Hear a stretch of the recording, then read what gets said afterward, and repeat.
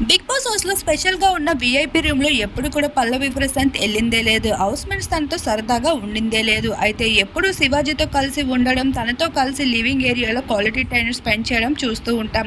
అయితే శివాజీ ఇలా అంటాడు, "ఎప్పుడు నాతోనే ఉంటావు కదరా! ఎందుకురా వాళ్ళ దగ్గరికి వెళ్ళకూడదు? వెళ్ళి వాళ్ళతో కూడా సరదాగా మాట్లాడి రా. కలుస్తూ ఉండు. ఇక్కడ గేమ్సే కాదు అందరితో కలిసి ఉండడం కూడా చాలా ముఖ్యమే" అంటూ చెప్పడంతో పల్లవి ప్రశాంత్ అయితే వీఐపీ రూమ్‌లోకి వెళ్తాడు. అక్కడికి వెళ్ళేసరికి ప్రశాంత్‌ని చూసి ఒక్కసారిగా రతిక, అమర్దీప్, పల్లవి ప్రశాంత్‌ని చూసి షాక్ అవ్వారు. సందీప్ సైతం ఇక్కడికేంటి వచ్చాడు అన్నట్లుగా మొహం పెట్టడం జరిగింది. ఆ విషయానికి పల్లవి ప్రశాంత్ అయితే చాలా బాధపడ్డాడు.